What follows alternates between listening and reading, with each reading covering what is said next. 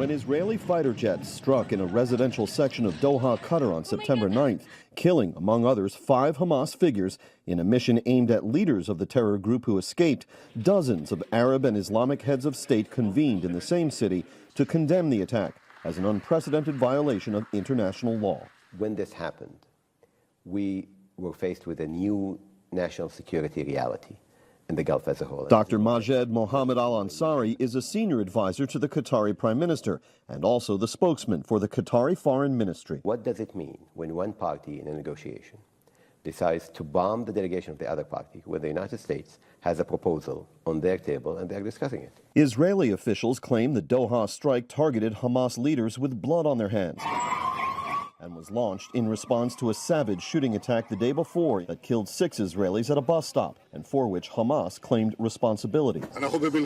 But Arab leaders, including the Qataris, allege Israeli Prime Minister Benjamin Netanyahu ordered the Doha strike because he feared the negotiators targeted in the attack were nearing a deal to end the war in Gaza, a prospect that many in the region believe would strip the Prime Minister of his political base. There is an individual who has decided that international law doesn't apply to them.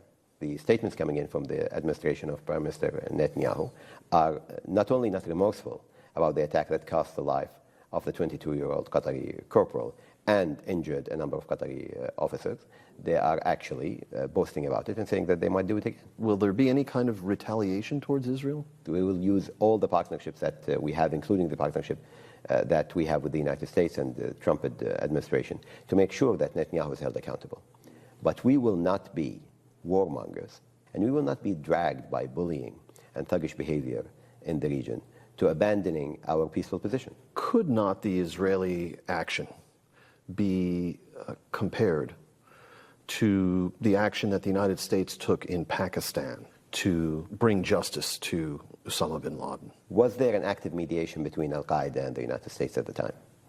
Was Pakistan a mediator? Was al-Qaeda represented by a political office in any state that was accepted in premise by the United States and by Israel? The comparison here is flawed, and I think it's an afterthought that Prime Minister Netanyahu is trying to peddle through his narrative machine, and trying to justify the attack that way is insulting to the United States and to Qatar. I sought no justification. I merely posed the question. President Trump visited Qatar in May. The Qataris say they view him as a president of peace.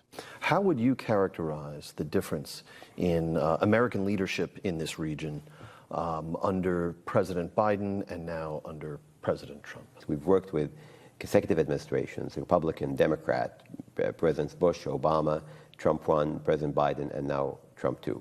The United States is the stabilizing factor when it comes to our relationship with the world. It is the strategic ally that Qatar has always believed in.